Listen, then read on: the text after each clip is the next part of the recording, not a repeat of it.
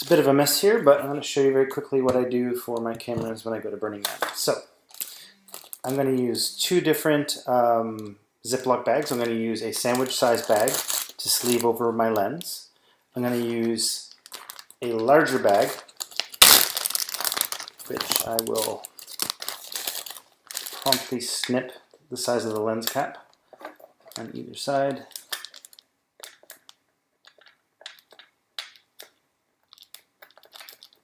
Yeah. Around here. Okay, I made two little notches in the big Ziploc bag. Please note also, I was talking about the sandwich bag. I cut off the Ziploc portion. I'm going to tape the open end to the body. And for the Ziploc bag here, after I take the two slots that I just cut and bridge a gap by cutting it open in the seam, I now have a hole roughly the size of the lens. I can stretch it as necessary. After I've taped the lens, I would then sleeve the whole body through this sandwich bag. So I'm going to put my camera inside.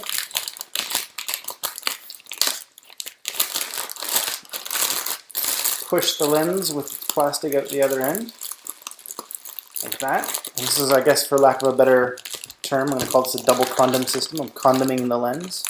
And then I have a Ziploc condom system for the back of the big camera. And then I'm going to tape this to the body.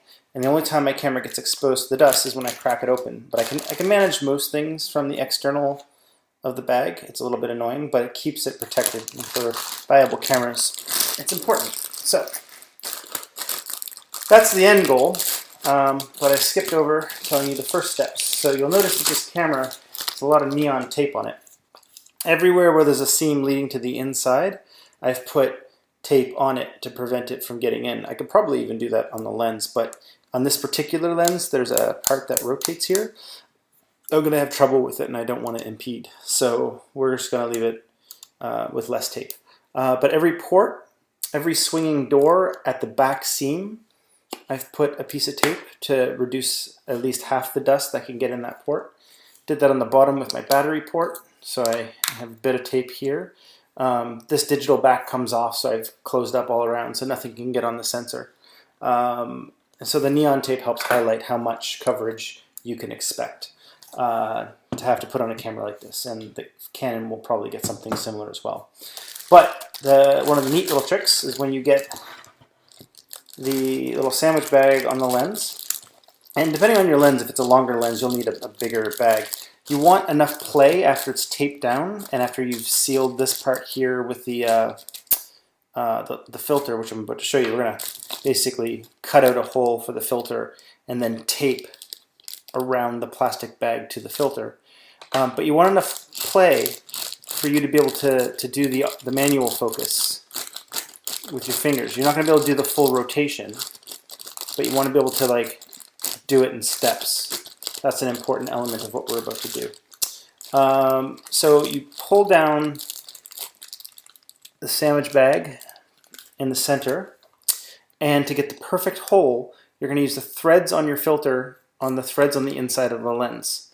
And you're going to basically put the filter on as much as you can, tightening it. Trying not to be too forceful, but forceful enough to kind of get it started. And you'll see the plastic starting to twist, and you have to kind of resist it a bit. And it's going to take a while, but you basically have to go back and forth with the filter to slice the plastic with friction. This makes the closest thing to a perfect hole the size of the end of the lens. If you tried tracing it with a knife or cutting it with scissors, you would have all kinds of jaggedy edges and have to mess around with the tape a lot, and it would be a lot less plastic to play with when you're doing the focusing. So already I can see over here the plastic starting to drop because I've cut through, but there's some areas where it hasn't yet.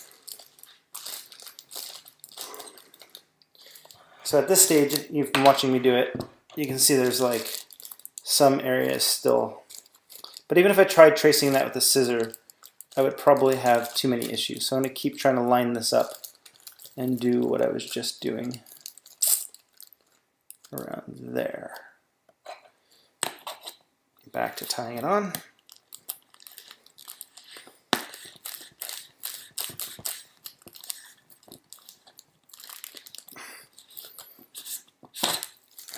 Yeah, it's pretty close to the point where I can like, oh, that one's a little tricky. I'm gonna do the scissors things and break my own rule. You can see the line, but the scissors are dull too. Not having luck on this side. All right. She is free. So I have this hole. Now that I've chunked up a bunch of plastic, I'm gonna make sure there's no air in there. Clean your filter, especially on the inside, because once it's on and taped down, you can't take it off. And you're gonna, sleeve it down like this, a little past the head. You're gonna put your filter on. Then you're gonna bring the condom back up, line it up as close as you can, and put a choker of tape carefully overlapping just to the tip of the filter and over the edge of the plastic. And you're going to wrap around once or twice, as many times as you need to. You can get too much though.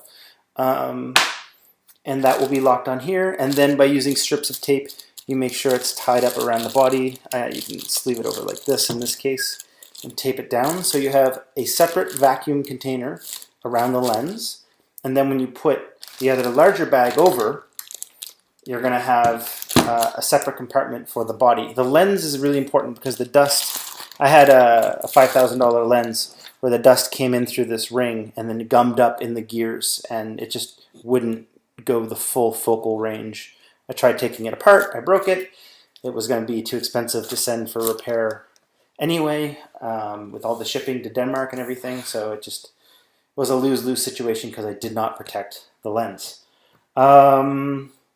Some things that might make things useful or helpful to you. It's a UV or skylight black and white filter that you would put in front of your lens just for generic everyday use. Depending on if you want to be extra special or fancy, you can have a second filter that goes in front. This one that I'm using right now is a polarizing filter, so it actually strips away some of the light. I don't want that in front of my lens. But if you were going to put another filter in front of your skylight filter, the ring will start to cut in and give you a vignette. So you might want what's called a step up or step up filter and get a larger sized circular polarizer. That's what I did in this case for this camera, is there's a ring that makes it go wider so that it doesn't choke into the vision. And then this circular polarizer can be put on that lens there. So we have that. At no point should you ever take your lens off at Burning Man. If you have a single speck of dust that looks like it's on your sensor, live with it, Photoshop it later, because if you take off the lens, you're going to have all these fine speckles of dust in your skylines and your blue skies, and it's going to look like black snow, essentially. And anything you do to add clarity or sharpen or contrast will make them really show up. Large memory card, fully charged batteries. Changing batteries, you can do it. It's not going to really hurt everything. When you're done, you're going to take something like a cloth, soak it in vinegar, wring it out so it's just not, it won't leave any residue of vinegar behind. It just kind of wipes away the dust, and the vinegar neutralizes the alkaline aspect of it. Make sure your sensors are clean before you tape everything up. It's always good to have a nice dollar store flashlight to make sure everything's clean. These are my rules of thumb for myself. I take my Canon camera out at night with a tripod. I do things like long exposures, paying with flashlight. Sometimes I carry it with me in the day if I have some serious intent to photograph things. But if I'm not, I'm wanting to have fun, use your smartphone for memory and for scouting. Because sometimes lugging this around, the more you have it out, the more it's going to friction, the more the plastic's going to tear. It also becomes a stress factor to have something so important. You can't put your bag down, you can't climb things as easily. So reserve time to not have the important camera and just have your smartphone with you. If you decide to use nighttime photography and smartphones, These little guys are handy. The smartphone fits in with the pressure fit. It goes on your tripod plate, and you can do a lot of selfies with a self-timer. Can't say it right. And outside of that, it's pretty simple. I've had this camera and this camera. No, sorry, my other Phase 1 camera. Go to the playa and not protected them, and they've lived, but there has been some long-term damage to the lens on this one. This lens was really, really, really nice. I think that the playa dust getting on the front kind of melted the...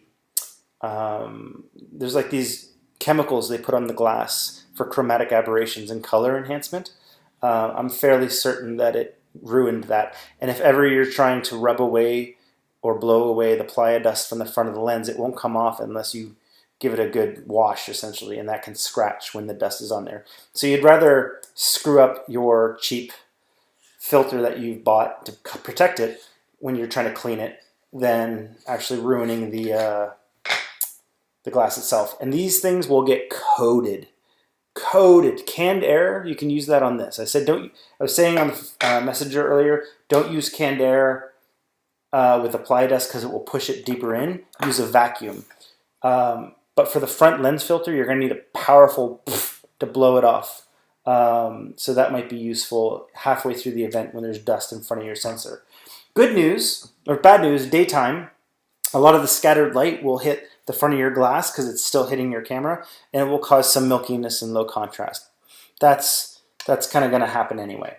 The good news is at night, much like snow and rain, the dust on your filter and the dust that's floating in front of you at night during a dust storm, if there is no light on the glass, you won't see that obfuscation or fuzziness. I once was in a dust storm, actually first year, in a dust storm with a tripod, and we painted people with flashlight 30 feet away, and between us and them, we could hardly see our hands in front of our face. But because the light was only hitting those people, none of the dust in between was lit up, so the camera didn't see it.